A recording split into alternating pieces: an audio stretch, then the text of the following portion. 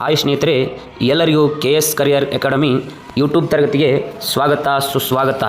ನಾವು ಪ್ರತಿದಿನದಂತೆ ಈ ತರಗತಿಯಲ್ಲೂ ಕೂಡ ಪೊಲೀಸ್ ಕಾನ್ಸ್ಟೇಬಲ್ ಮತ್ತು PSI ಪರೀಕ್ಷೆಗಳಿಗೆ ಸಂಬಂಧಿಸಿದಂತೆ ಪ್ರಮುಖವಾದಂತಹ ಇತಿಹಾಸ ಪ್ರಶ್ನೋತ್ತರಗಳನ್ನು ಚರ್ಚೆಯನ್ನು ಮಾಡ್ತಾ ಹೋಗೋಣ.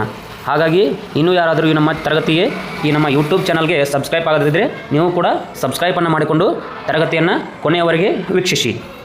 ಬನ್ನಿ, ಈಗ ನಾವು ನೇರವಾಗಿ ಪ್ರಶ್ನೆಯನ್ನು ಪ್ರಾರಂಭಿಸೋಣ. ಮೊದಲನೆಯ ಪ್ರಶ್ನೆ, ಕಾನ್ಸ್ಟಾಂಟಿನೋಪಲ್ ಪ್ರದೇಶವನ್ನು ಯಾವ ವರ್ಷದಲ್ಲಿ ವಶಪಡಿಸಿಕೊಳ್ಳಲಾಯಿತು? ಆಯ್ಕೆಗಳನ್ನು ನೋಡೋದಾದರೆ ನಾವು 1498, 1500, 1486, 1453.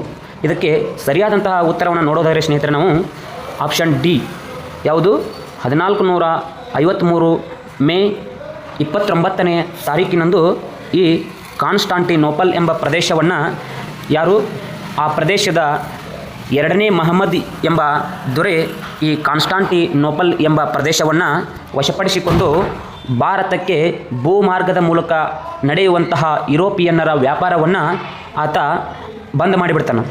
ಅಂತಹ ಸಂದರ್ಭದಲ್ಲಿ ಯುರೋಪಿಯನ್ನರು ಭಾರತಕ್ಕೆ ಜಲಮಾರ್ಗವನ್ನು ಅನ್ವೇಷಿಸುವಂತಹ ಒಂದು ಕಾರ್ಯದಲ್ಲಿ ತೊಡಗುತ್ತಾರೆ.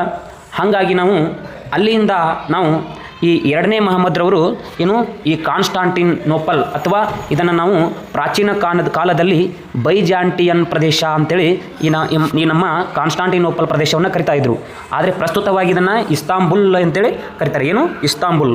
ತದನಂತರ ಏನಾಗ್ತದಪ್ಪ ಅಂತಂದ್ರೆ ಅಲ್ಲಿ ಒಂದು ಯುರೋಪಿನ ಪ್ರದೇಶದಲ್ಲಿ ಲಿಸ್ಬನ್ ಬಂದರಿನಲ್ಲಿ ಆ ಲಿಸ್ಬನ್ ಪ್ರದೇಶದಲ್ಲಿ ನೌಕಾಯಾನ ತರಬೇತಿ ಶಾಲೆಯನ್ನು ಪ್ರಾರಂಭ ಮಾಡಿದಂಥವ್ರು ಯಾರಪ್ಪ ಅಂತಂದ್ರೆ ಎರಡನೇ ಹೆನ್ರಿ ಅನ್ನುವಂಥವನು ಅಲ್ಲಿ ನೌಕಾಯಾನ ತರಬೇತಿ ಶಾಲೆಯನ್ನು ಆರಂಭ ಮಾಡಿ ಆತ ಅಲ್ಲಿರುವಂಥ ನೌಕಾಯಾನಿಗಳಿಗೆ ತರಬೇತಿಯನ್ನು ನೀಡಿದಾಗ ಅಲ್ಲಿ ಭಾರತಕ್ಕೆ ಪ್ರಪ್ರಥಮ ಬಾರಿಗೆ ಜಲಮಾರ್ಗವನ್ನು ಕಂಡುಹಿಡಿಯಲು ಪ್ರಯತ್ನಿಸಿದಂತಹ ವ್ಯಕ್ತಿ ಯಾರಪ್ಪ ಅಂತಂದ್ರೆ ಬಾರ್ತಲೋಮಿಯೋ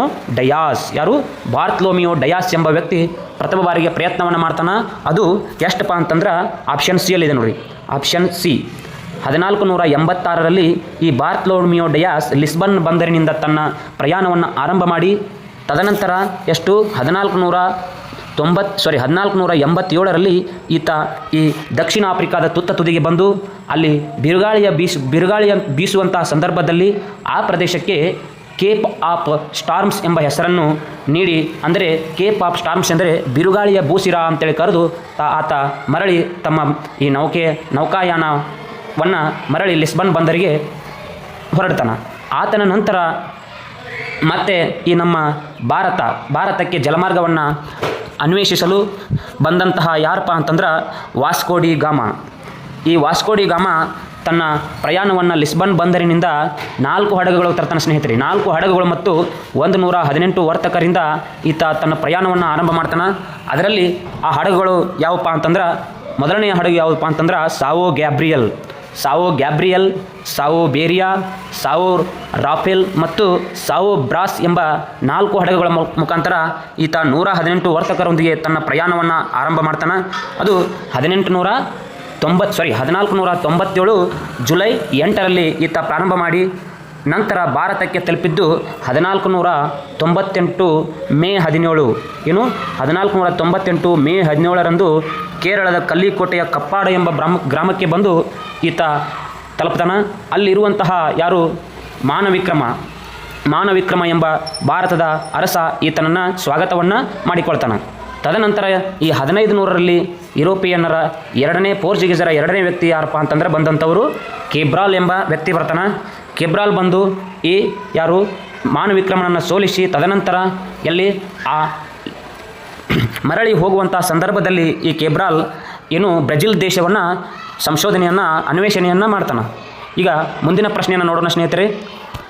ನೆಕ್ಸ್ಟ್, 1ನೇ ತರೈನ್ ಕದನದ ಕುರಿತು ಈ ಕೆಳಗಿನ ಯಾವ ಹೇಳಿಕೆಗಳು ಸರಿಯಾಗಿವೆ? ನೋಡಿ, ಇಲ್ಲಿ 1ನೇ ತರೈನ್ ಕದನ 2ನೇ ತರೈನ್ ಕದನ 2 ರೀತಿಯಲ್ಲಿ ಇವು ಜರುಗ್ತವೆ. ಅದರಲ್ಲಿ ನಾವು ಈ ಪ್ರಶ್ನೆ ಹೇಳಿಕೆ ರೂಪದಲ್ಲಿರುವುದರಿಂದ ಸ್ಪಷ್ಟವಾಗಿ ಈ ಕದನದ ಬಗ್ಗೆ ಮಾಹಿತಿ ಇದ್ದರೆ ಮಾತ್ರ ನಾವು ಸರಿಯಾದಂತಹ ಉತ್ತರವನ್ನು ಹಾಕುವಂತಹ ಒಂದು ಅರ್ಹರಾಗಿರ್ತೀವಿ. ಹಾಗಾಗಿ ನಾವು ಅಲ್ಲಿರುವಂಥ ಎಲ್ಲ ಹೇಳಿಕೆಗಳನ್ನು ಸರಿಯಾಗಿ ಒಂದು ಸಾರಿ ಓದಬೇಕಾಗ್ತದೆ. ಪ್ರಶ್ನೆಯನ್ನು ಉತ್ತರವನ್ನು ಆಯ್ಕೆ ಮಾಡೋಕ್ಕಿಂತ ಮೊದಲು ಈಗ 1ನೇ ಆಯ್ಕೆ ಏನೈತಪ್ಪ ಅಂತಂದ್ರೆ 1ನೇ ತರೈನ್ ಕದನವು 1191ರಲ್ಲಿ ನಡೆಯಿತು ಅಂತೇಳಿ ಇದರಲ್ಲಿ ಕೊಟ್ಟಿರುವಂತಹ ಮೊದಲನೇ ಹೇಳಿಕೆ. ಅದರಲ್ಲಿ ಎರಡನೇ ಹೇಳಿಕೆ ಏನಪ್ಪ ಅಂತಂದ್ರೆ, ಈ ಕದನದಲ್ಲಿ ಪೃಥ್ವಿರಾಜ್ ಚೌಹಾಣ್ ಸೋಲನ್ನು ಅನುಭವಿಸಿದ. ಆಯ್ಕೆಗಳನ್ನು ನೋಡೋದಾದರೆ ನಾವು 1 ಮಾತ್ರ ಸರಿ, 1 ಮತ್ತು 2 ಹೇಳಿಕೆಗಳು ಸರಿ, 2 ಮಾತ್ರ ಸರಿ, 1 ಮತ್ತು 2 ತಪ್ಪು. ಇದಕ್ಕೆ ಸರಿಯಾದಂತಹ ಉತ್ತರವನ್ನು ನೋಡೋದಾದರೆ ಸ್ನೇಹಿತರೆ ನಾವು ಆಪ್ಷನ್ ಎ ಹೇಳಿಕೆ 1 ಮಾತ್ರ ಇದರಲ್ಲಿ ಸರಿಯಾಗ್ತದೆ. ಯಾಕಪ್ಪ ಅಂತಂದ್ರೆ ಈಗ ನಾವು ಮೊದಲನೆಯ ತರಾಯಿನ್ ಕದನ ನಡೆದಿದ್ದು ಸರಿಸುಮಾರು 1191ರಲ್ಲಿ. ಈ ಹೇಳಿಕೆ ಸರಿ ಸ್ನೇಹಿತರೆ.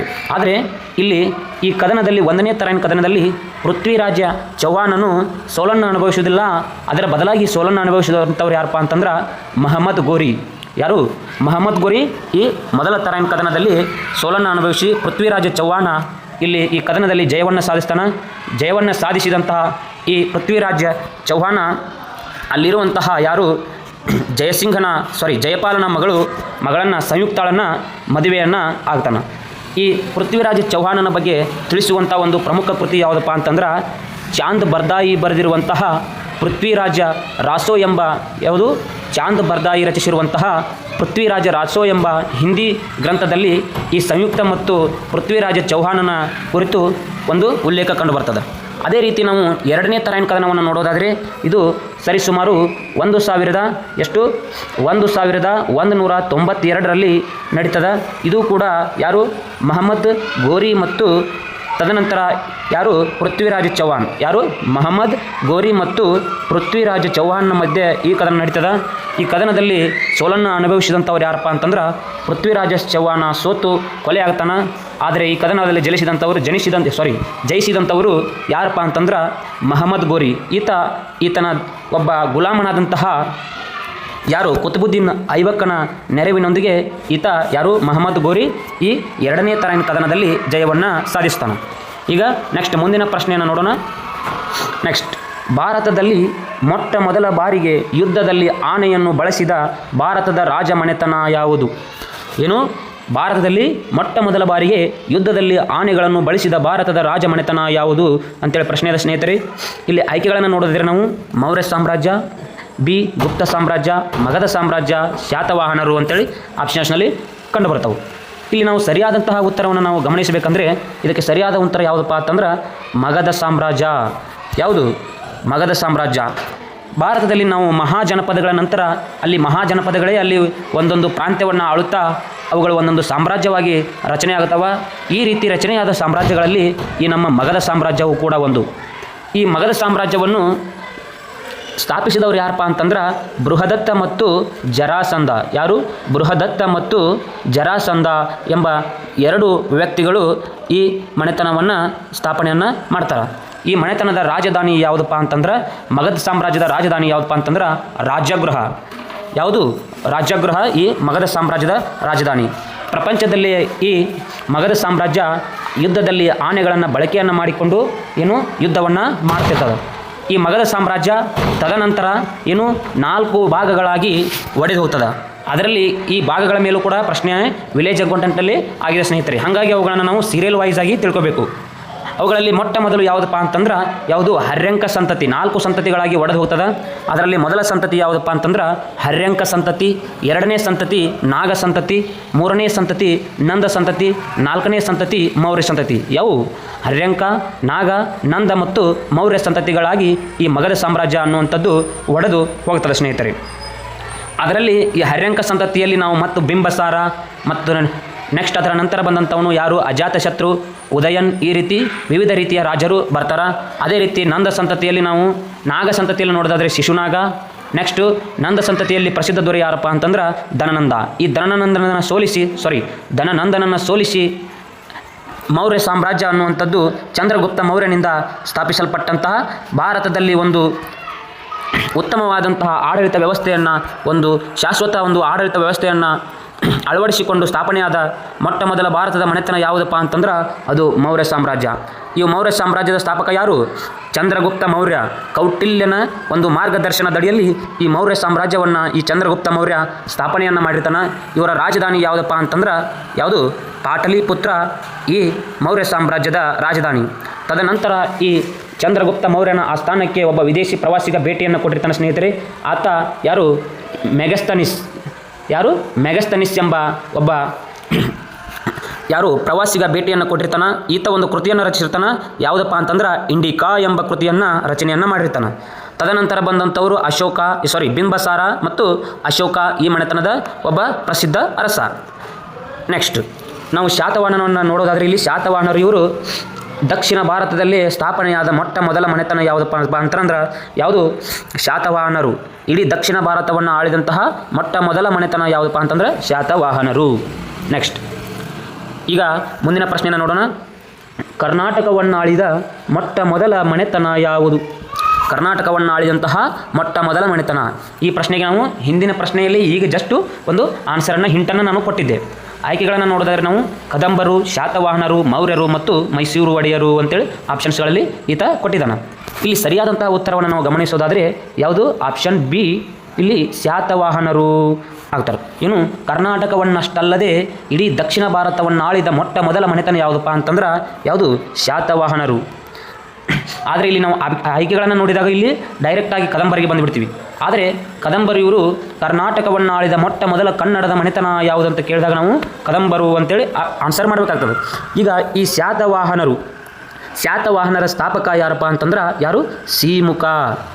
ಸಿಮುಖ ಈ ಶಾತವಾಹನರ ಸ್ಥಾಪಕ.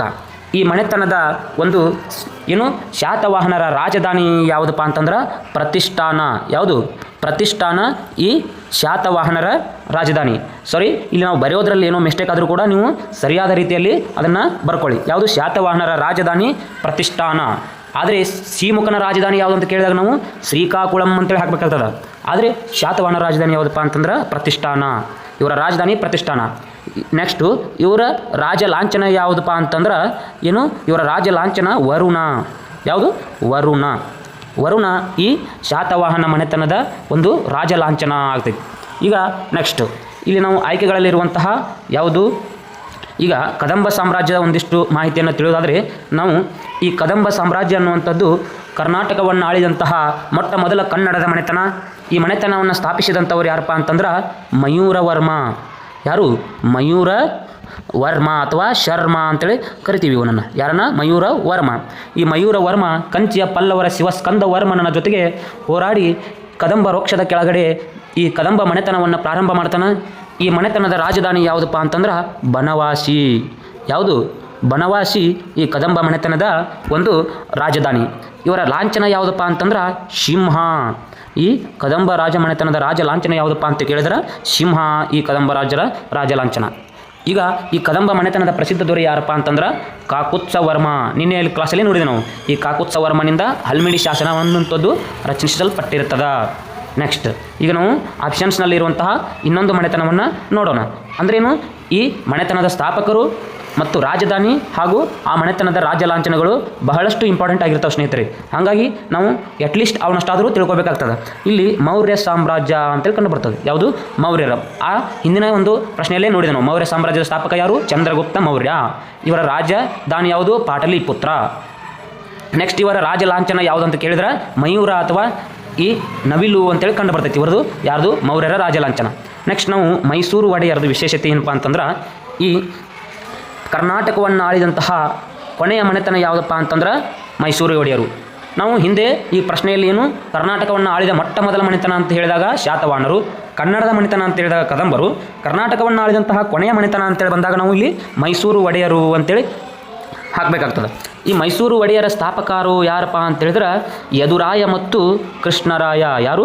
ಯದುರಾಯ ಮತ್ತು ಕೃಷ್ಣರಾಯರು ಈ ಮೈಸೂರು ಒಡೆಯರ ಸ್ಥಾಪಕರಾಗಿ ಒಂದು ಸ್ಥಾಪನೆಯನ್ನು ಮಾಡ್ತಾರೆ. ಯಾರು? ಯದುರಾಯ ಮತ್ತು ಕೃಷ್ಣರಾಯರು. ಇವರು ಗುಜರಾತಿನ ದ್ವಾರಕ ಪ್ರದೇಶದವರು. ಆದರೆ ಇಲ್ಲಿ ಕರ್ನಾಟಕಕ್ಕೆ ಒಂದು ದೇವರ ದರ್ಶನಕ್ಕೆ ಬಂದಂಥವ್ರು ಇವರು ಕುರುಗನಹಳ್ಳಿಯ ಮಾರನಾಯಕ ಎಂಬ ಒಂದು ರಾಕ್ಷಸನನ್ನು ಕೊಲೆ ಮಾಡಿ ಅಲ್ಲಿ ಈ ಮೈಸೂರು ಒಡೆಯರ ಮನೆತನವನ್ನು ಆರಂಭವನ್ನು ಮಾಡಿದಂಥವ್ರು. ಇವರ ರಾಜಲಾಂಛನ ಯಾವುದಪ್ಪ ಅಂತಂದ್ರೆ ಗಂಡ ಬೇರುಂಡ. ಯಾವುದು? ಗಂಡ ಬೇರುಂಡ ಈ ಮೈಸೂರು ಒಡೆಯರ ರಾಜ ಲಾಂಛನ. ಈಗ ನೆಕ್ಸ್ಟ್ ಪ್ರಶ್ನೆಯನ್ನು ನೋಡೋಣ. ಈ ಕೆಳಗಿನ ಎಷ್ಟು ಜೋಡಿಗಳು ಸರಿಯಾಗಿವೆ ಅಂತ ಕೆಳಗೆ ನೀಡಿರುವಂತಹ ಎಷ್ಟು ಜೋಡಿಗಳು ಸರಿಯಾಗಿವೆ? ಈ ರೀತಿ ಪ್ರಶ್ನೆಗಳು ಇತ್ತೀಚಿನ ಒಂದು ಸ್ಪರ್ಧಾತ್ಮಕ ಪರೀಕ್ಷೆಯಲ್ಲಿ ಅದು KE ಆಗಿರ್ಬೋದು ಮತ್ತು KPSC ಆಗಿರ್ಬೋದು ನಡೆಸುವಂಥ ಒಂದು ಪ್ರಶ್ನೆ ಪತ್ರಿಕೆಗಳಲ್ಲಿ ಹೆಚ್ಚಾಗಿ ಬರ್ತಿದ್ದಾವೆ ಸ್ನೇಹಿತರೆ. ಹಾಗಾಗಿ ನಾವು ಈ ರೀತಿ ಸ್ಪಷ್ಟವಾಗಿ ಓದಿದಾಗ ಮಾತ್ರ ನಮಗೆ ಒಂದು ಉತ್ತರವನ್ನು ಮಾಡಲಿಕ್ಕೆ ಬರ್ತದೆ. ಈಗ ನಾವು ಪ್ರಶ್ನೆಯನ್ನು ನೋಡೋಣ. ಈ ಕೆಳಗಿನ ಎಷ್ಟು ಜೋಡಿಗಳು ಸರಿಯಾಗಿವೆ? ಒಂದನೇ ಒಂದು ಜೋಡಿಯನ್ನು ನೋಡಿದ್ರೆ ನಾವು ಒಂದು ಅಶ್ವಘೋಷ ಬುದ್ಧ ಚರಿತ ಅಂದರೆ ಕೃತಿಗಳು ಮತ್ತು ಅದನ್ನು ರಚನೆ ಮಾಡಿದಂತಹ ಕವಿಗಳನ್ನು ಕೊಟ್ಟಿದ್ದಾನೆ. ಅಲ್ಲಿ ಅಶ್ವಘೋಷ ರಚಿಸಿರುವಂಥದ್ದು ಬುದ್ಧ ಚರಿತ, ಭವಭೂತಿ ರಚಿಸಿರುವಂಥದ್ದು ಮಹಾವೀರ ಚರಿತ, ಕನಕದಾಸ ರಚಿಸಿರುವಂಥದ್ದು ರಾಮಧಾನ್ಯ ಚರಿತ, ಮನು ರಚಿಸಿರುವಂಥದ್ದು ಮನುಚರಿತ ಅಂತೇಳಿ ಕೊಟ್ಟಿದ್ದಾನೆ.